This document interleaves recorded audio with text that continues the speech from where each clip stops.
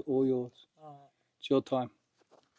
Well, my name's White Man, Ray Shirley Lewis. Black fellow way I was born. Had a name before I was actually born, and that's Nungre. I'm Nungre. Namikili, Waramunga way. Same. Namikili, you got Jungre. Yeah. I'm Nungre. And I don't know, happened to be born. Universe made me born here. 1967. All started really from my great grandmother. Great grandmother who they were all rounded up. The time put in all the different missions, mission blocks, and that's 7 Mile first, Phillip Creek then. Yeah. But from Phillip Creek, she didn't end up in Halikrung. She ended up. They were looking for someone to guide them from Phillip Creek to Brunette Downs to meet the first managers that was coming across from Queensland. And my great grandmother, she had 2 kids at that time. She had my grandmother from another tribe, Kadich. All right, because through song. Because that grandmother of mine, when he was born in Phillip Creek, Jalbury, that's a flying ants. So that flying ants can come from Migambi, come around and put on there in Phillip Creek. That didn't count this when my grandmother was born. So her bush name is that flying ants. Really? She walked with my great grandmother and her brother Frank. She was 5.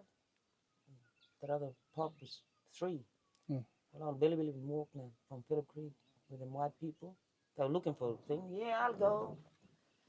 And all them women, Warramunga women, they were sitting around, and we looked at Larry, them call him Larry, you know, for larrikin. Really? That one, Larry, you know, and the white man heard Larry, and so they named that old woman, old Billy, Larry. Really? And she was known by white people throughout because she helped open up that pastoral industry for people. Really? As Larry, and you'll find poems written about her in the Stockman Hall of Fame in Longreach. Really? One story there, manager for Longreach around there, he got lost in a bush. Them get that old woman now. There, them look, smoke. She found him. Yeah. That evening, she was the only black person that ever sat at the kitchen table with that manager's family. Really? Yeah. Wow. I believe that she's part of the message stick, letting all the other tribes know that white people were coming. Yeah. You know? Just letting people know. Opening yourself up to make it easy for white people to walk through. So I got families out there from that old woman who had babies. The black ones stayed there. The white ones were sent to Sherbrooke Mission. Oh, really? And yeah, I got a big one family over there, and I tell you what, we come from a remarkable women that were remarkable. Yeah. Just knew what was ahead. They envisioned what was ahead. There's white dominant. Envisioned it, installed it in their kids that this was going to be the way. We needed to learn it. Yeah. And yeah, she just kept driving, man, right up north, everywhere. She had kids. We had kids. Mum, I ended up going for a trip over there in Sherbrooke. Yeah, I'm going to Queensland. Yeah, go Sherbrooke. And she wrote a list of names of all these Nana's sisters and brothers. Yeah. I was in Glasshouse Mountains. I pulled up because Shmire and the 3 girls I had with me at the time, solo travel. Yeah. I pulled up at Glass Mountain to change and give them kids feed, and there's one black fella sitting on the table and chair, you know, for the bus stop. Yeah. Sitting on the table.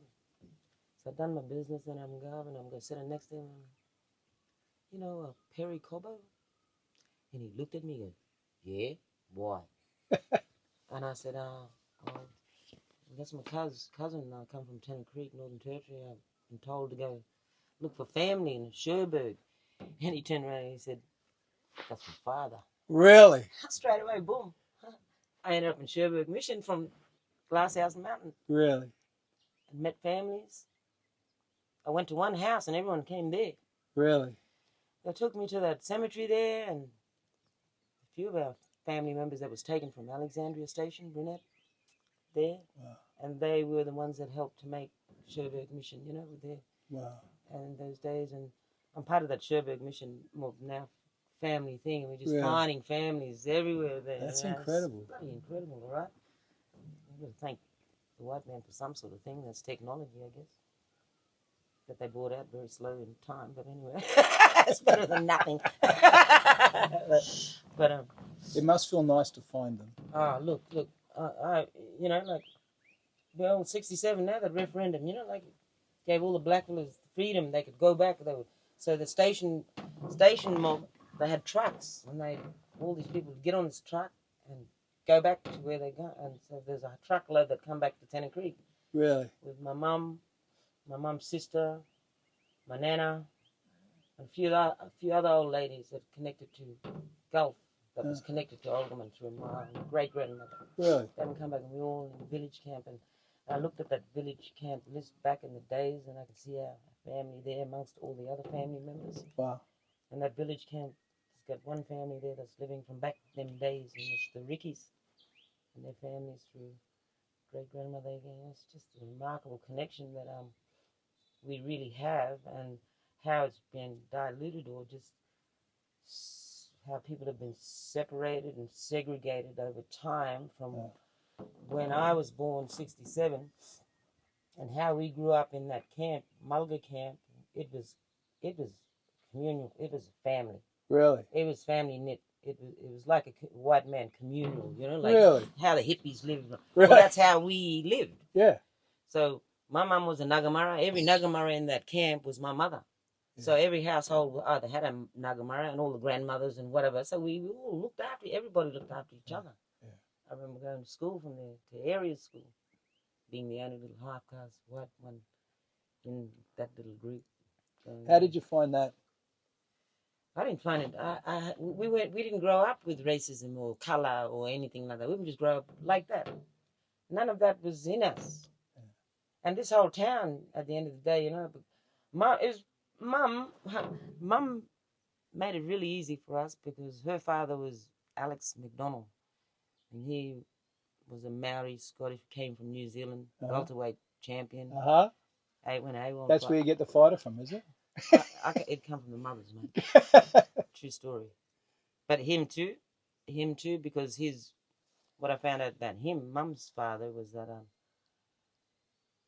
his great-grandfather put his daughters on the ship in New Zealand to save the bloodline and send them across to Australia. Really? So we come from a descendants from them that was the king over there, and he would save his bloodline. He would send 3 daughters to Australia. And I come from one of them Aldermans. So you were saying that back in the day, racism wasn't an issue? Not with us here in this town. You know, like the hardcore racism and shooting and killing was experienced by our great-grandmothers, our grandmothers, everything like that. And because they learned to work with the white people. And then when my mother was born, because he was a prospector, miner, you know, like, and cattle rustler. They were all part of that pastoral industry in those days. My grandmother and my great-grandmother were like the drover's boy. Drover's boy. Right? They were first step for the head stockman, manager, whatever. Them little half-caste one for managers were sent, save their bloodline, but in another another way. You know, but that old woman had a lot of kids. She made us related to the all of Australia. True story. Yeah, really. Yeah, she was. And I just find it quite remarkable, because just reading some of the stories that white people wrote of her. Yeah, apparently she lived to over 100. Really? Story for her and a brunette there, because she'd been the first to help start up the place. They got a new. She was old now. She's sitting in a camp, but new managing a store. She didn't go in there, started getting things and whatever, and the store manager come up and say, "Oh, you can't get that." They reckon they seen that store manager being thrown out, but the store, she can just get what she needs and then go back in the camp. You know, that's the sort of respect they had earned in those days. Wow. And so '67, when we all come back, Mama came back beginning of 67, and I was born in November 67. Wow. Born into that life. But I had the privilege, and I tell you, to be still alive today, I had the privilege to sit with some special, remarkable, special, beautiful souls. Yeah. Can't find them much anymore. Yeah. You see the descendants of them that are doing just in that rut, you know, like a. Yeah.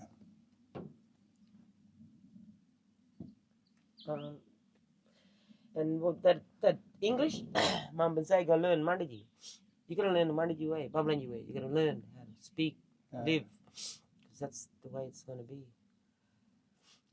I'm grateful for that because I can understand white men.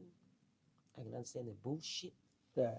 Not at a time in my life now where it doesn't faze me. It doesn't worry you anymore. Yeah. You know, I'm open for more new things. Yeah. You know, truth. I'm open for that. Truth would be nice. Telling me. Wouldn't it be nice? Just have honest conversations. Yeah. Yeah.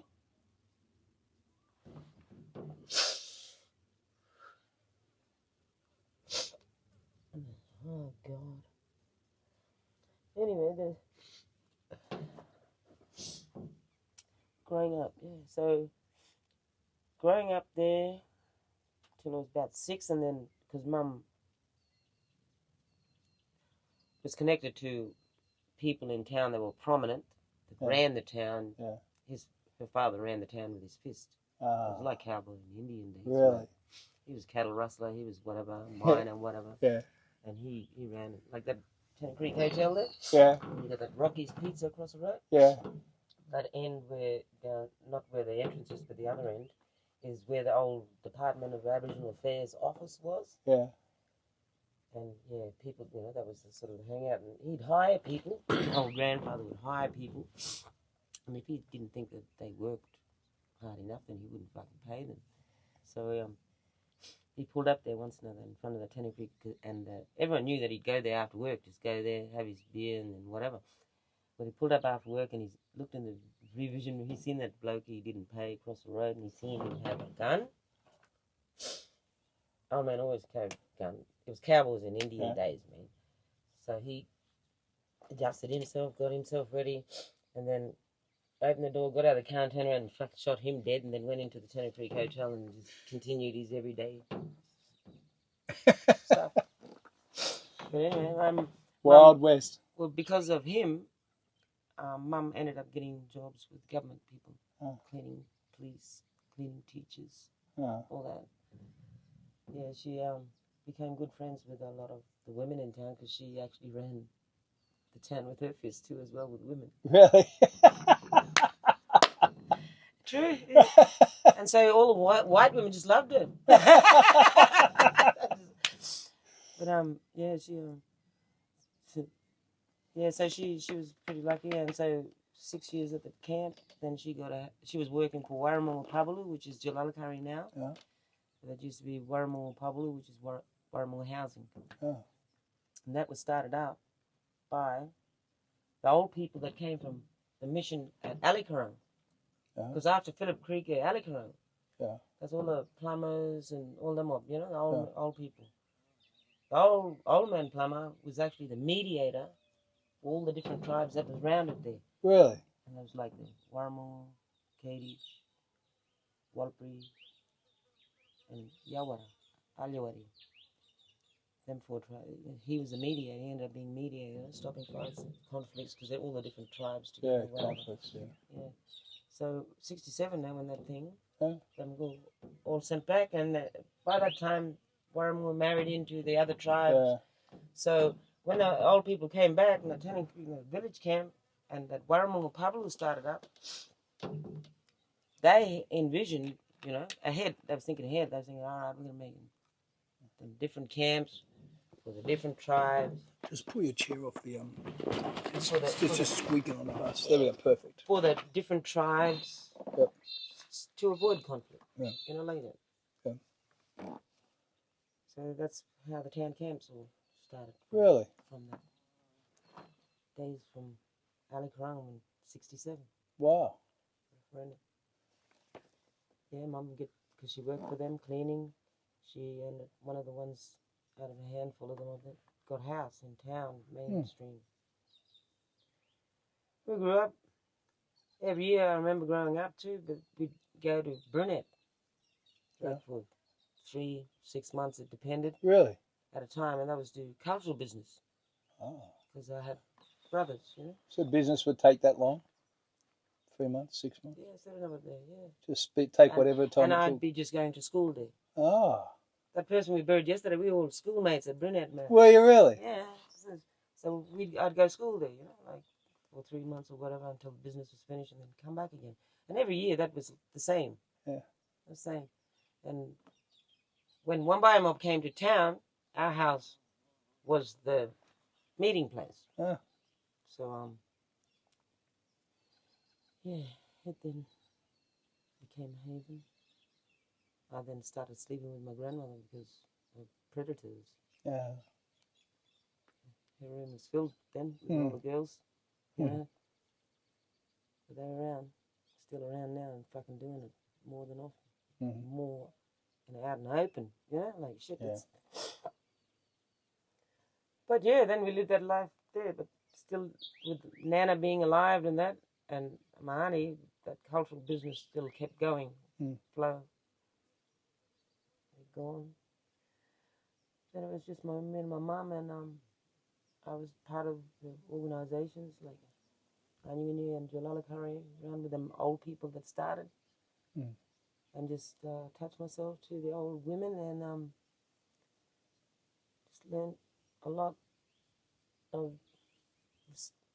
respect. Really, it was basic respect, you know. Anything living and breathing. I'm telling you, anything living or breathing. I'm saying when I used to go get wood, when we were in business, I wasn't allowed to take like the dead wood off attached tree that's living. You know how people break them on a dead one? I wasn't allowed to touch that. I had to, and I couldn't break any of them. I had to collect every wood in its full length too, you know, and just go pile them up. I had to gently put.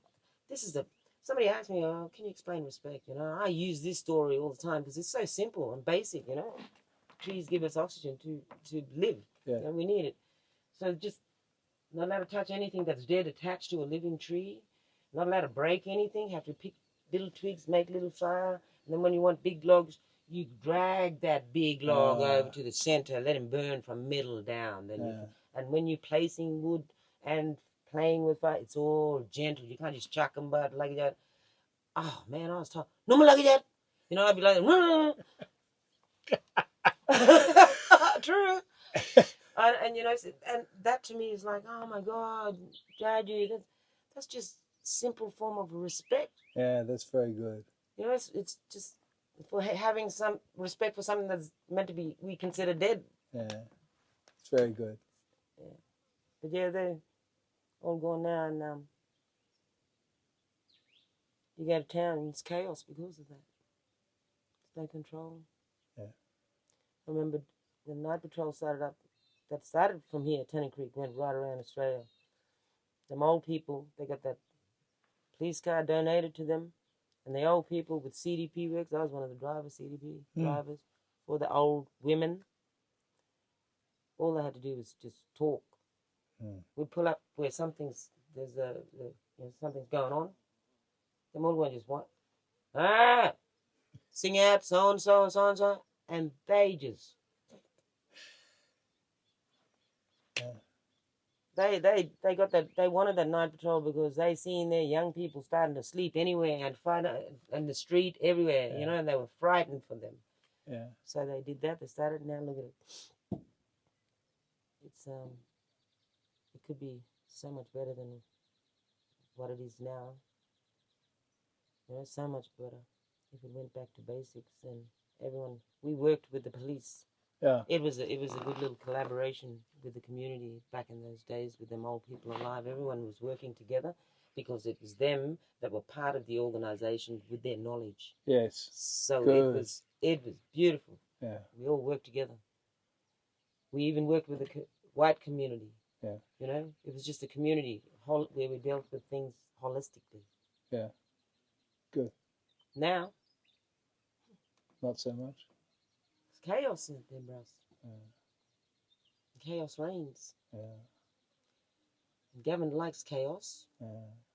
Control. That's why we have police with their policies, policing us to keep chaos under control. Yeah. It's a beast that feeds itself. Yeah, feed the monster, all right? Yeah. There you go. Okay. And this is it. This town, I wrote a poem once. I can't remember it, just bits and pieces, but it's about my little old hometown of TC, Yeah. where the easterly wind blows so free. And in there somewhere there's a bunch of greedy vultures that are something monsters, you know. Yeah, it was a pretty cool poem. It really meant something at the time because where was it at Jalali? It was at Yinka Union. I was running the show in Yinka at the cafe. I helped build it, and then was running the show in there. And we had a karaoke night one night. Did you? And I'm cooking shit in there. And anybody could get up and say anything. And I was in the back there. I was writing that poem now, my little old home Tessie. Because out there was all white people. Really? That had something to do with, well, their answer had something to do with mining, materialistic, monetary stuff, you know. So I just quickly wrote it on one of them paper towels. I'm just, and then was going out to pick stuff up. And I've got something here. Yay! They were clapping at themselves. Stop it. But it was good fun, you know, like good to interact. Because I tell you what, people considered me a racist in this town, the white people. Really? I said, yeah, I can race. You go race. Come on, I'll give you a race in that sense, but not in that. Yeah, so I was just saying what I seen. Yeah. And it offended those people. Yes. Yeah. Anyway. Racism isn't about observation. Right. Observation is just something. It's just, oh, look, I see this. Do you want to have a chat about that, or will we just ignore that? Yeah, I was considered the racist once because I went to the pub. This is on my break from the Yinka. Yeah. Went to the pub. It was packed. Used to be that front bit at the goldfields was the white section, and the back bit was the black section, separated. Anyway, I'd make it my business. I'd go in there, man. And that really packed. They'd pack, man. I'd be walking through like that, you know, to get to the bar. I get to the bar, and there's an old fella, the local, that's sitting in there with his dog. Only can take a dog in, you know. Right? He's sitting there, and I go, oh, how you going, old fella? Oh, you're the racist. So I get on my toes, I pirouette around, I look, and then I go down again. I go, I'm in the right place then. And he got a visit from me when he's dying on his deathbed because I was walking past. Oh, how you going now? Oh, hi. Ended up talking in the end, but yeah. So that when I ended up making good coffee because we had cafe woman come from Melbourne teach us to make all them coffee. We're tea drinkers, women shaking like that, man. By the time when we finished making all them coffee, I ended up making good coffee. So when them haters come in, them look, oh, a bit worried now, you know, a bit worried about me. Especially when I have to go at the back and help make the food. And then I make that coffee and then I just smile at them and they came back. Yeah. Because it was it helped me to deal with whatever I had feelings towards them of what I've seen them do over time. Yeah. You know, it helped me deal with that anger for them, and I ended up making good coffee. They came back, and then you get to know bits and pieces of each other. You know, like that. Yeah, it's really quick to judge you know, when you see people first. But yeah, anyway. Yeah, so in that place, all the tribes just learned language. We weren't allowed to speak. Mum never spoke it around us. She told my grandmother and my mother, auntie, not to, because I call her mum too, you know. Told them not to speak it around us, so never learnt anything from that homegrown language talking. Only later now, you know, like when I got involved with the old ladies. And my sister, she actually, the one by a language, Mm. she can help maintain it. Really? That one by a dictionary, Oh. she's got something to do with that. So she did that, and I just hung out with the old people to learn as much as I could from them. And I tell you what, love. It's fucking missing. Wow.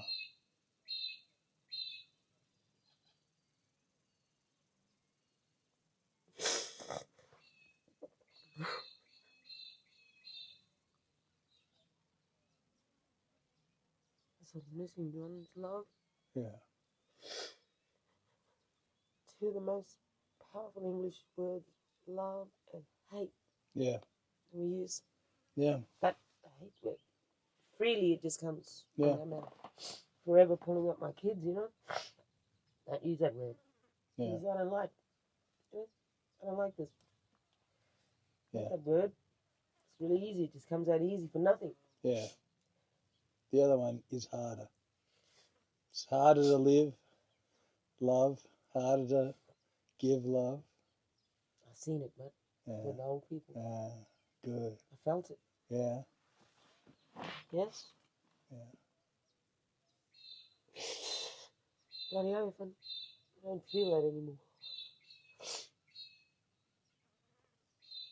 Unconditional love, like that love for just respect for anything, you know? Yeah.